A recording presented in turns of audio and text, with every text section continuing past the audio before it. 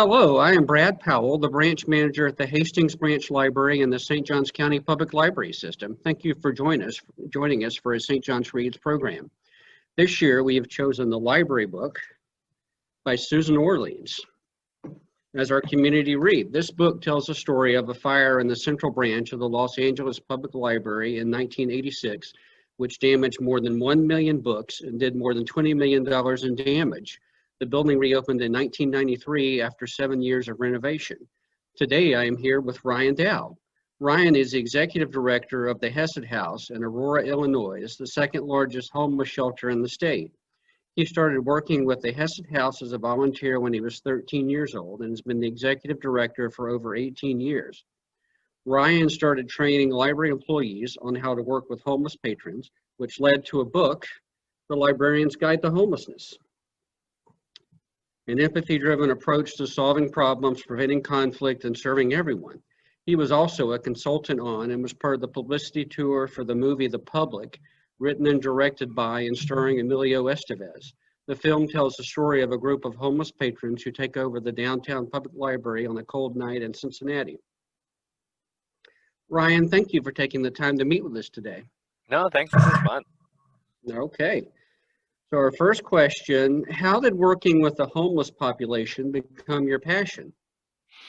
It really was an accident initially. As you mentioned, I started volunteering at the local shelter when I was 13, and it wasn't like I sought that out. I honestly, I was in Sunday school class, and they passed around a sign-up sheet to volunteer at the local shelter, and I knew nothing about the shelter. I didn't even know what the place was.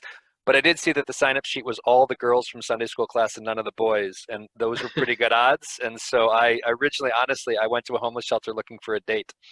But when I got there, though, it was very different from my kind of standard suburban middle-class upbringing, and I fell in love with it right away. And so continued to volunteer in junior high and high school and college, and then joined the staff in college. What is it like working as director of a large homeless shelter? Every day is very, very different. Some days it might be, helping out on the floor of the shelter, maybe breaking up a fight, or helping to assign beds or whatever. Another day it's fundraising. Another day it is dealing with the bureaucracy of federal grants or whatever. It's very varied, if that makes sense. How and why did you start working with libraries? That was also kind of an accident. Our local library asked me to speak at a small conference on homeless patrons and libraries, and so I just literally jotted down some notes on a napkin, went in there, did my little talk, didn't think too much of it, and then I started getting calls from all these local libraries asking me to come and train their staff, and I didn't really view myself as a homelessness trainer, and so I felt I just basically took my speech that I'd given to them before, grabbed a video camera, filmed myself giving the same talk, put it up on YouTube, and then forgot about it for a few years until I got a call from the American Library Association wanting to interview me for an article about homelessness because of that initial YouTube video that had completely unbeknownst to me gone viral and was being used as training all around the country. And then once I realized, wow, libraries are watching this really, really lousy training video I did that I was just literally back of the napkin notes. If they're that hungry to learn about homelessness, then I can do a better job. And I went back and rebuilt an entire training based on the needs that I discovered that libraries had. How has your experience been working with library employees? One of my fellow branch managers likes to say it's like herding cats. Library staff are a fun group. They're an interesting group. A lot more diversity of perspective and opinion than I think I probably, as an outsider, would have expected. But it's been fun. I think probably what I like most about working with library staff is that one, they really, really want to serve everyone. And that's not true of a lot of professions. A lot of professions that, they'd like to keep the easy people to work with and get rid of anybody who's difficult. And that's just not been my experience with most library staff. The other thing is that library staff, as a general rule, really like to learn. And I'm a lifetime learner myself. And so it's really, really fun for us to kind of grow and learn and get to teach different things on an ongoing basis. And so I love library staff. What are your thoughts on working with security guards in libraries, and how do you keep it a positive experience? So security guards, I'm of the opinion that library staff, non-security guard staff, should be trained and should learn how to interact with patrons, even the difficult conversations, and that security guards should be a kind of a last straw. Like, okay, we don't want to quite call the police, let's bring in the security guards. Too often, libraries use security guards as a way of having the rest of the staff not have to have any difficult conversations. And I think that's really counterproductive because A, security guard's not always available. B, sometimes the security guard has a different agenda that might be much more punitive than what the library is looking to do. And there's something empowering about learning how to have those difficult conversations that I think library staff shouldn't skip in favor of just passing everything off to security guards. Tell us about your experience working with Emilio Estevez on the film The Public. Probably one of the most fun things I've ever done in my life. So I got pulled into the movie after it was already made, and so I literally got a Facebook friend request from Emilio one day, and I honestly thought it was a friend from in town here messing with me, like created a fake Facebook profile.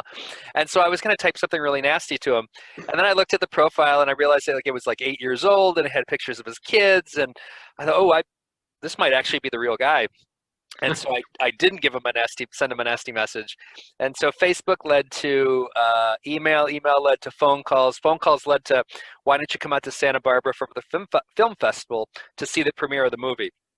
And so my wife and I flew out to Santa Barbara, and they did a screening of the movie. And after the movie, they did a Q&A with Emilio. And someone asked him a question about homelessness that he couldn't answer. And so he kind of stumbled around for a bit, and then he said, you know what? There's somebody in the audience that can answer this question. Where's Ryan? Ryan, come up here. And so they drugged me up on stage, handed me a mic, and I did the rest of the Q&A with him. And afterwards, Emilio said, you know, that worked really, really well. We should do that again. Why don't we have breakfast tomorrow? So he calls me the next morning. He says, and this is a true story. He said, you know, this is going to sound like a joke, but apparently the best place to eat breakfast in town in Santa Barbara is a place called the Breakfast Club. So we had breakfast at the Breakfast Club with Emilio, which was just so much fun. And went home and thought, okay, well, that was a lovely experience, and move on with our lives. Well, then Emilio called me a few weeks later, and he said, hey, you know, the American Library Association at their annual conference down in New Orleans is going to have screenings of the movie and Q&As afterwards. Would you mind coming down to New Orleans and helping with that? Sure. So we flew down there, did 3 days of screenings with the movie, and then we would run around Bourbon Street at night, which is just a whole other group of fun. And then it ended, and we went home, and I thought, okay, well, boy, that was really fun. Let's move on with our life. Then he called me again and he said, hey, we just got into the Toronto Film Festival. Any chance you'd come up to Toronto to do some more Q&As? Sure, why not? So we flew up to Toronto and did some more stuff up there, and then came home and thought, oh, that was great. You know, time to move on with our lives. Then he called again and said, the next task is a little bit bigger. We're doing a 30-city tour to promote the film. What are you doing? And sure, why not? Because when am I going to get a chance again to travel the country promoting a Hollywood film? So I was able to hit, I think, 24 out of the 30 cities. And we would literally, like, we'd fly into an area, do a screening, and then we'd rent a car and drive somewhere else and do a screening, and then spend the night. And then the next day we'd drive somewhere. And we hit, again, like 24 cities or so over the course of about 6 weeks. And it was just so much fun. And got to meet so many great people in libraries and in homeless shelters and in the movie business, and did Q&As with Alec Baldwin and Jenna Malone and Christian Slater, and it was fun. All right, and our last question, you've had a vast amount of life experience. How do you manage to get it all done and train others along the way? I don't watch a lot of TV. Pretty much, like, working is my hobby, and so whether it's building trainings or working at the shelter, that's what I want to be doing. And so I heavily focus my time, and you get one shot at life, and if you spend it all on Netflix, well, then that's probably not the best way to use it. All right, well, that'll do it for today. Thank you for joining us, Ryan. Thank you. Have a great day. Hi, everyone, and thank you for watching. If you like today's program, please like, share, and comment on today's interview, and don't forget to place a hold on the library book by Susan Orlean.